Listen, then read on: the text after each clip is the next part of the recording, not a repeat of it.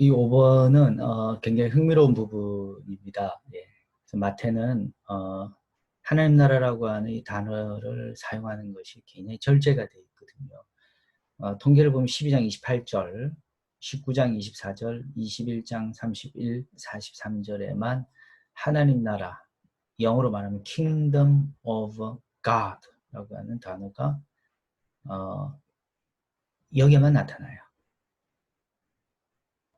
헬라어로 말하면은 해 바실레이아 투데오라고 이야기하는데 이 하나님 나라라고 하는 이 개념은 공간복음서에서 토털 이 하나님 나라 용어는 한 100번 이상 나타나는 아주 중요하고 아주 보편적이고 그리고 예수님이 땅에 오시면서 처음으로 선포하셨던 아주 중요한 개념이 이 하나님 나라라고 하는 이 개념 안에 들어있거든요.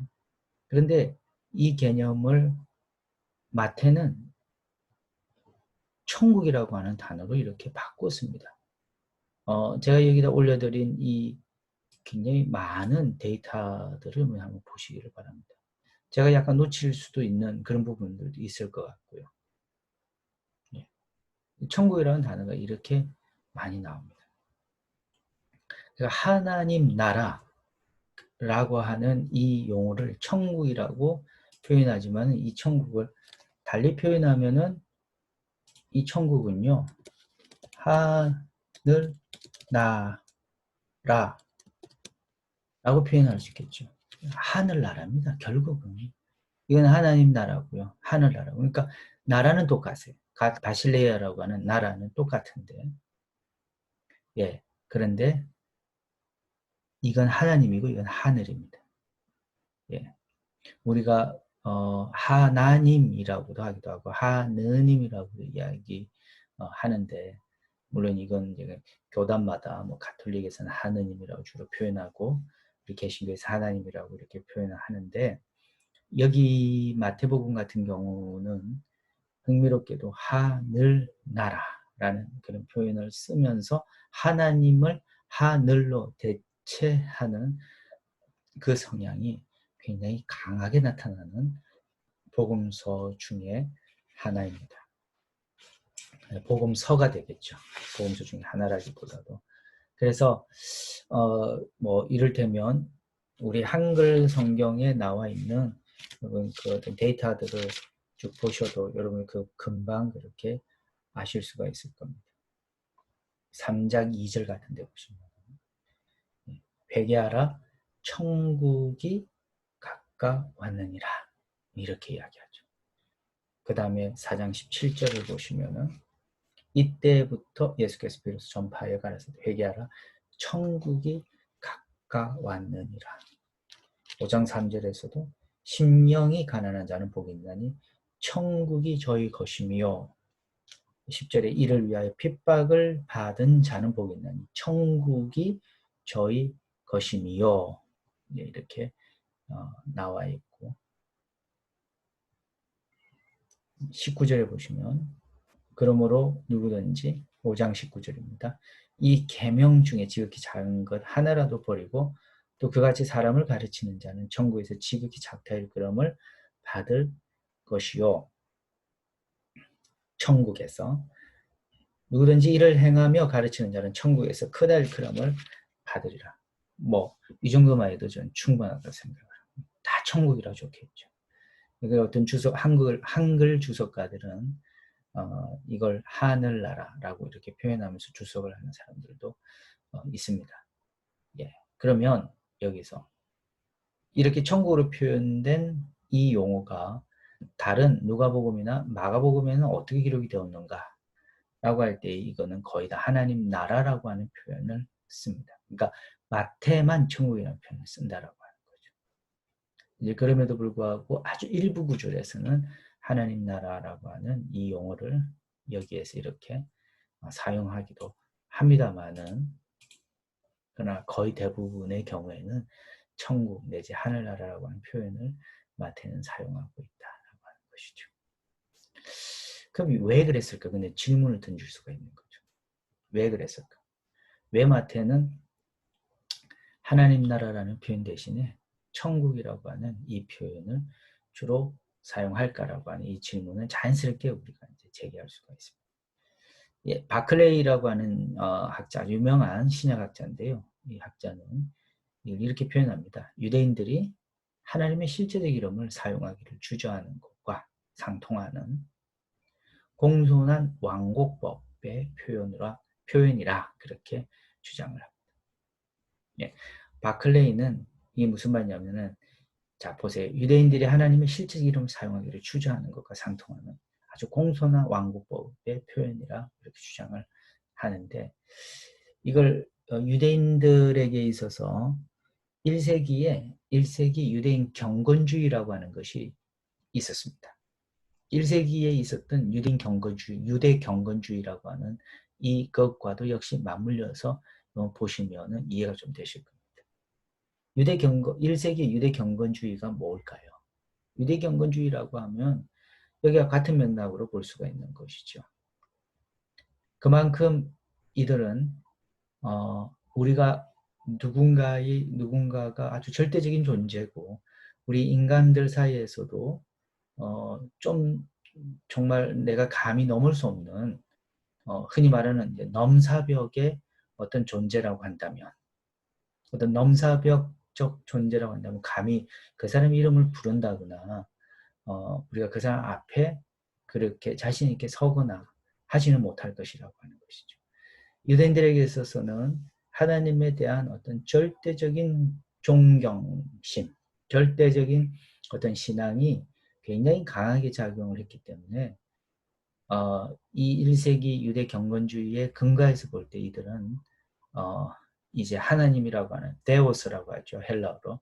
이 데오스라고 하는 이름을 부르기를 주저했을 거라는 거죠. 왜냐하면 그 하나님은 말씀드린 것처럼 너무너무 위대하신 절대적 존재이시기 때문에 우리가 어떻게 감히 그 이름을 부를 수 있느냐라고 하는 바로 그 이야기입니다. 그래서 아마 마태가 하나님 나라라고 하는 이 표현 대신에 천국이라는 표현을 쓰지 않았을까.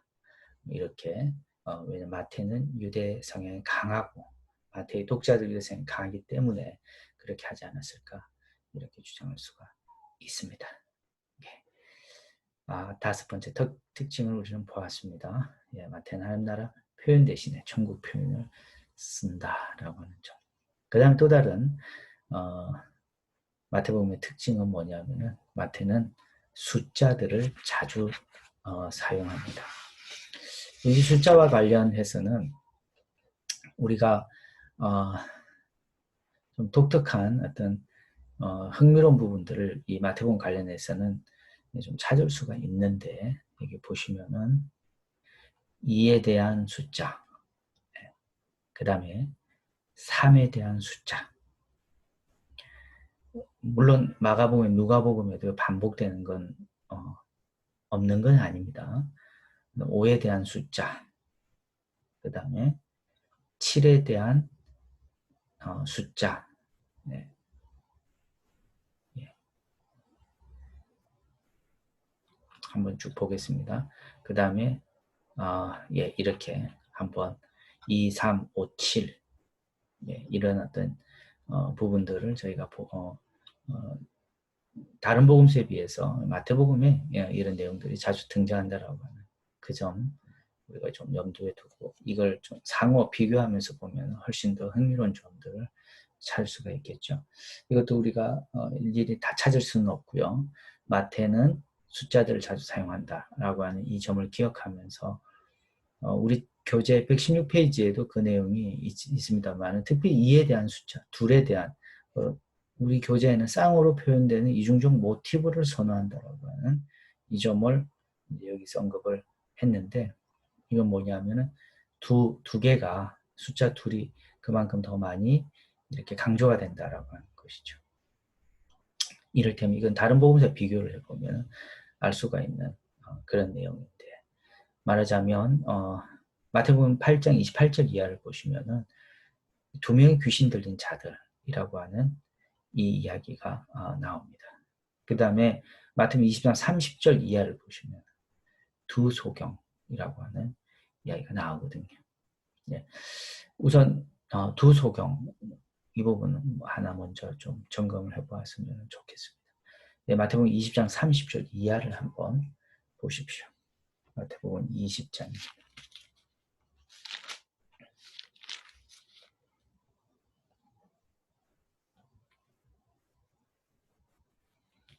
저희가 여리고에서 떠나갈 때에 큰 무리가 예수를 줬더라. 소경 둘이 여기다 포인트를 좀 두십시오.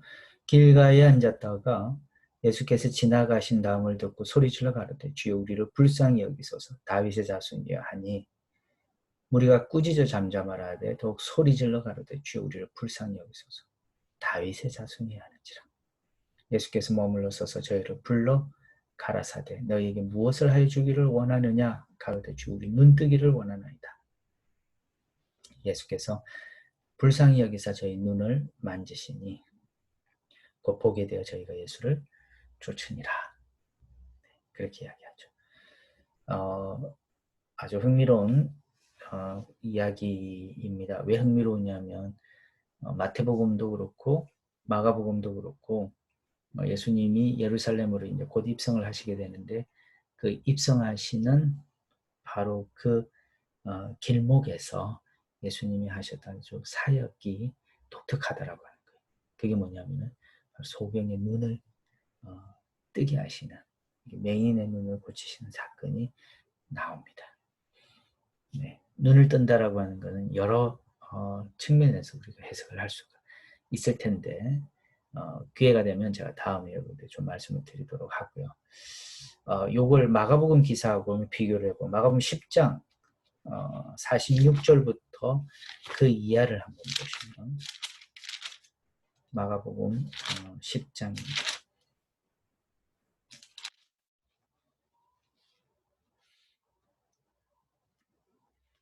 46절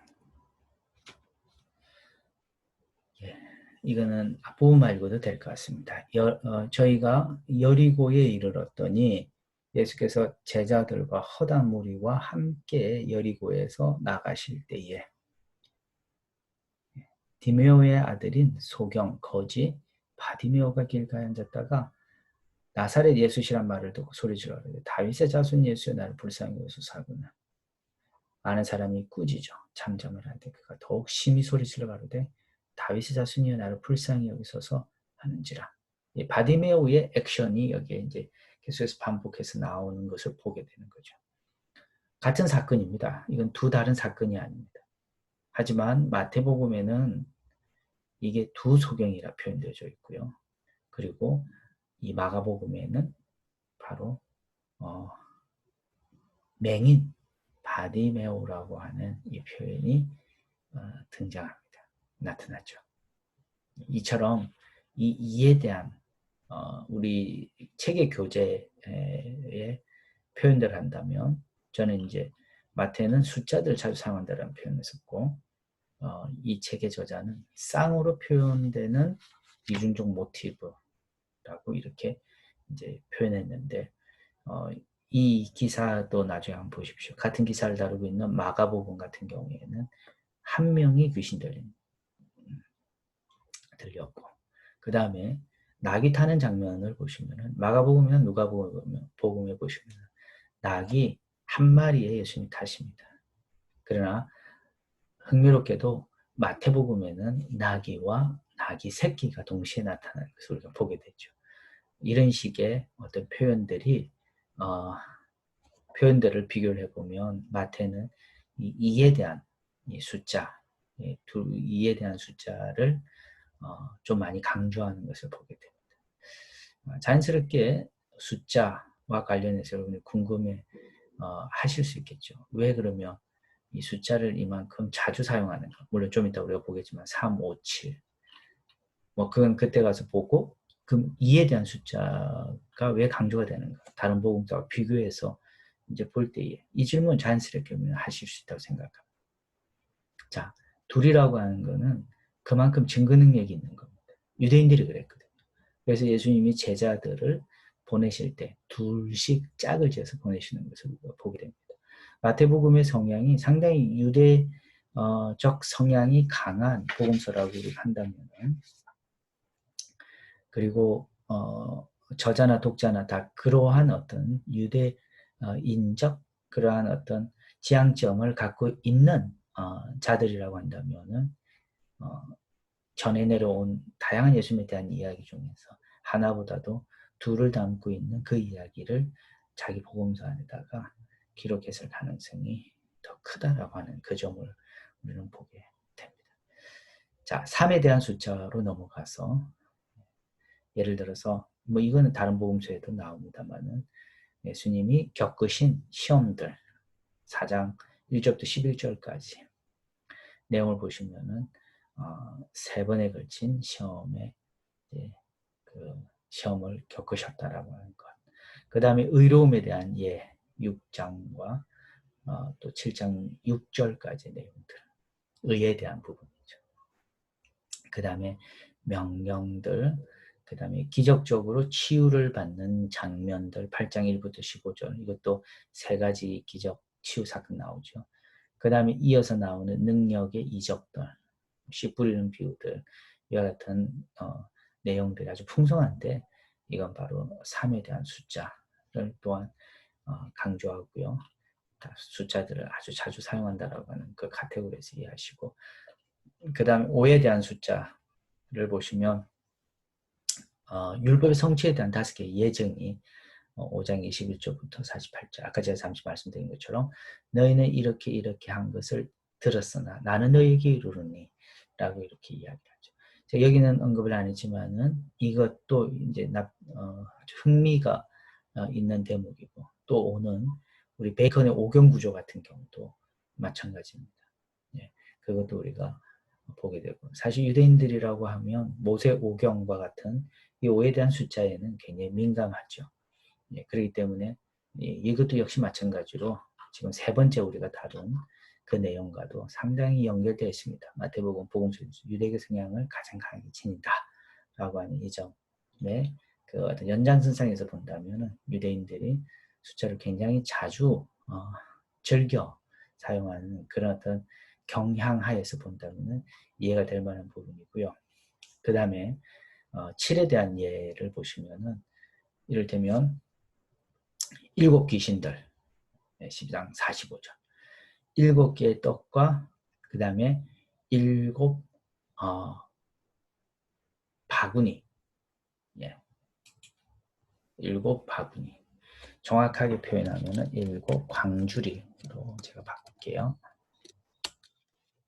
그 다음에 70번씩 7번 용서하는 것, 22장 25절 7 형제들, 그 다음에 7개의 저주들, 이와 같은 내용들이 많이 등장합니다. 이건 M자료에서도 꽤나 있는 그러한 어떤 내용인데,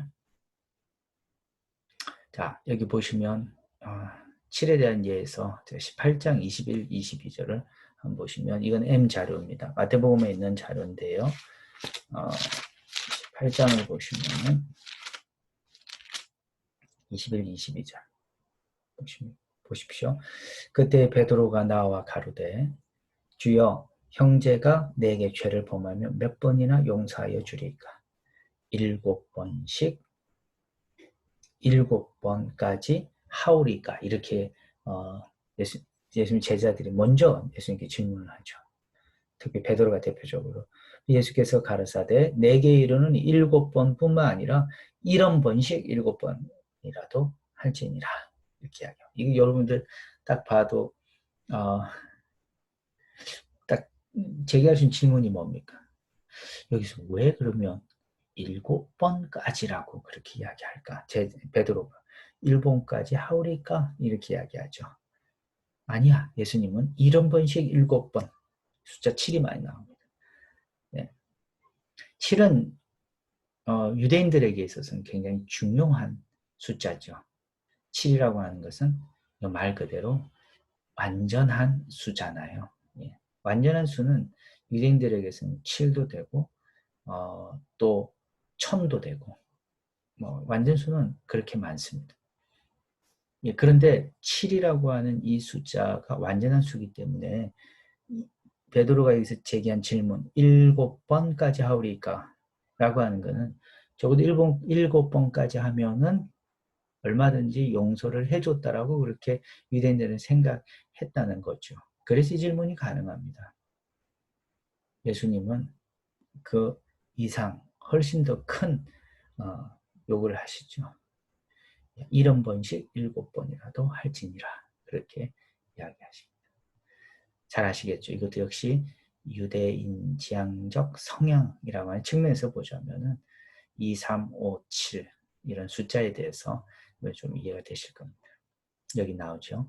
이러한 숫자의 사용은 구약 성경과 랍비 전승에서 구약 성경의 랍비 전승 다 유대교 안에서 이해하시면 됩니다. 숫자적 호환을 사용하는 것에 상응하는 것이다. 그만큼 달리 표현하면 유대적 성향이 강하다라고 하는 것으로 우리가 볼 수가 있는 그런 내용입니다.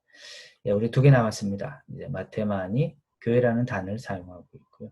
또 베드로와 관련된 내용을 많이 다룬다. 예, 마테만은 아주 또 다른 중요한 특징이 있는데, 자, 이 관련해서는 또 이어지는 수업 시간에서 계속 하도록 하겠습니다.